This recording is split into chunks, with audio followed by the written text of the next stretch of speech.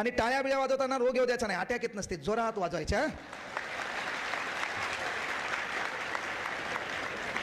आपला प्रॉब्लेम काय आहे? त्यानं वाजवली का मग मी वाजवणार. त्याचं म्हणणं आहे मी एकट्यानंच वाजवली आणि कोणीच नाही वाजवली तर अखे लोक माझ्याकडे पाहतात. सबसे बडा रोग मेरे बारे में क्या कहेंगे लोग.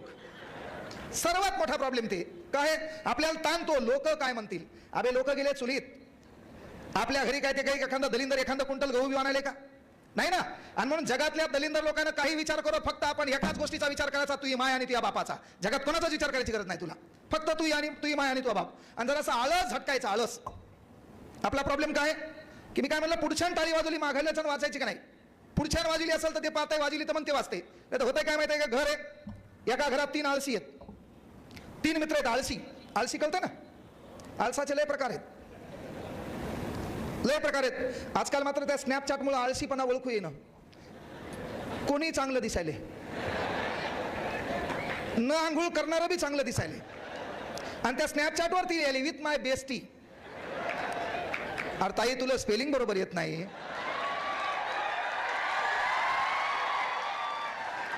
म्हणजे हाता नाही का नाही.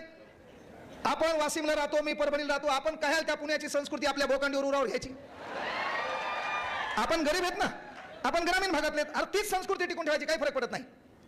काय झालं होतं, क्लास घेत होतो, क्लास घेत असताना बाबासाहेब आंबेडकर व्हिडिओ घेऊ लागलो. आणि बाबासाहेब आंबेडकरांचं चरित्र शिकवत असताना मधामध्ये एका दलिंदराला मला मेसेज केला. म्हणला सर 7:30ला IPL चालू व्हायला त्याच्या अगोदरच क्लास घ्या. 7:30ला IPL चालू व्हायला त्याच्या अगोदर क्लास घ्या. मग मूडच खराब झाला ना. म्हणजे जिंदगीत मला वाटलं मी काय जन्माला आलो. म्हणजे मी जीव तोडून ठरवलंय बाबा हे पॉईंट बोलायचे आहेत, या पॉईंट मध्ये काय काय आहे, नवीन पुस्तकं कोणते आहेत, अपडेट काय, असा डाटा तयार केला आणि शिकवायला जाऊ लागलो. पायरी ओलांडत नाही की त्या भिकार चोटाचा मेसेज आला मला. एकाचा मेसेज आला, मेसेज नाही पाहिला म्हणून त्यानं कॉल केला. गुरु कसे आहेत, तसाच आहे म्हणलं. सर एक काम करा म्हणले, 7:30च्या आत लेक्चर घ्या होते, IPL चालू होते म्हणले. मग IPL चालू होते म्हणलं, पहा जिंदगी 1 मिनट में नहीं बदलती, लेकिन 1 मिनट में लिया हुआ फैसला पूरी जिंदगी बदल देता है मेरे दोस्तों. माणसाचं आयुष्य एका विचारानं बदलतं. एका मिनिटात जरी माणसाचं आयुष्य बदलत नसेल तर एका मिनिटात घेतलेला विचार माणसाचं आयुष्य बदलतो. फॉरेस्टमध्ये नोकरी होती छान पद्धतीनं, मलाही तिथं जगता आलं असतं. मी काय धुतल्या तांदळाचं नाही, मी आधी जंगल इकलं असतं.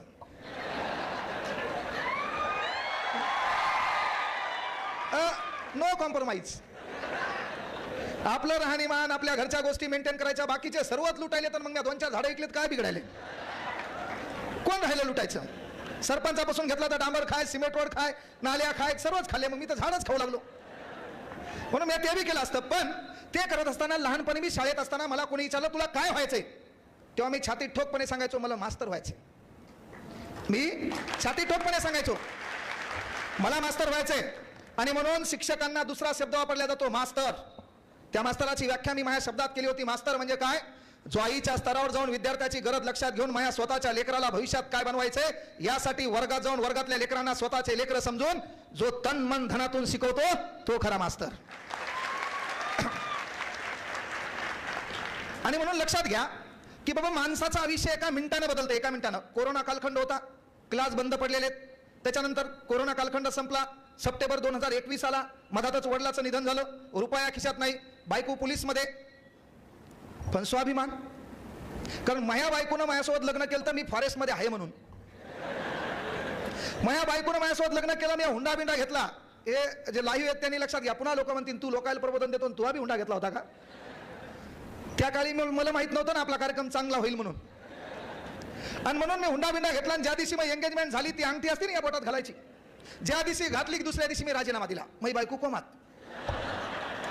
आखी माझी सासरवाडी कोमात. इथं माझे मेवणे आहेत, आता ते बी कोमात गेले. याच्यामुळे सोडलं होतं का, एवढ्या दिवस कोण सांगितलं नाही म्हणले. अभिजित बांगर तुमच्या जिथं पोलीसमध्ये आहेत, माझे मेवणे आहेत, ते माहित आहे. ज्या दिवशी माझी एंगेजमेंट झाली दुसऱ्या दिवशी मी राजीनामा दिला. अख्खे सासरवाडी कोमात गेली. पोरगा आपण नोकरीवाला म्हणून दिलं होतं, त्यांचा राजीनामा दिला म्हणून.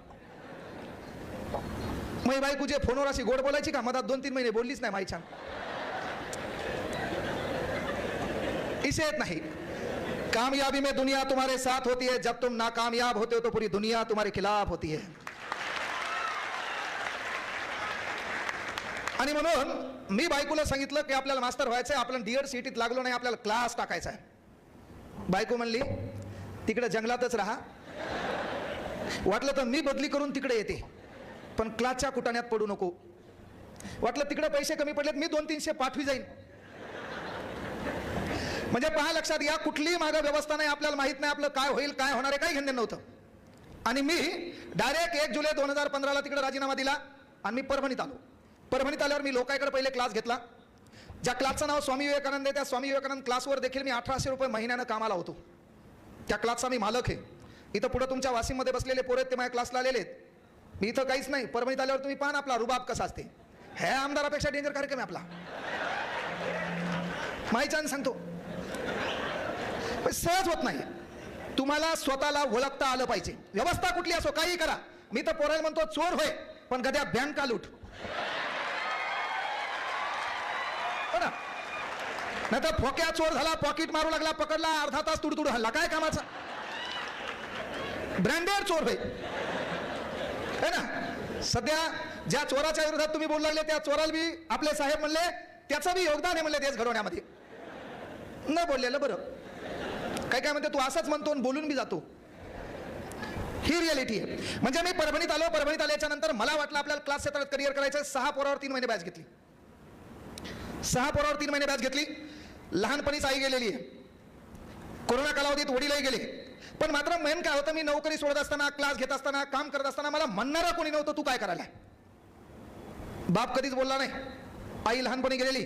आणि तुम्हाला एक गोष्ट कधी लक्षात घ्या, ज्या माणसाच्या संघर्ष गाता असतो, एखाद्याला एखादी रात्र सुखानं झोपायची असेल तर एक गोष्ट लक्षात घ्या की ते एक रात्र तुम्हाला संघर्षमय जागाव्या लागतील. म्हणून तेव्हा त्या खऱ्या रात्रीचं महत्व तुम्हाला कळलं. आज मी अख्ख्या महाराष्ट्राला हसवत असेल, अख्ख्या महाराष्ट्राला मी त्या युट्यूबलाही कोणाला बोलू देत नसेल. एकमेव मास्तर आहे आपण. तू काही कमेंट कर, मी तुला रिप्लायला भारी देतो. आता एका गध्यानं मला विचारलं सापाल किती पाय असतात, तर सापाल किती पाय असतात मी एक्झॅक्ट एका सेकंदात उत्तर दिलं, की हा माईल जाऊन विचार. आता कॉमन आहे ना प्रश्न. मी शिकवायलो काय, मी बोलायलो काय, तू विषय कोणता मानतो, इथं मध्ये व्हायलेत ना आपले. हा पुन्हा मेन गोष्ट, आपण त्या 3 आळशी मित्रावर यायचं राहिलो. आपण कुठेही जाऊ द्या, मग हा विषय सोडत नाही.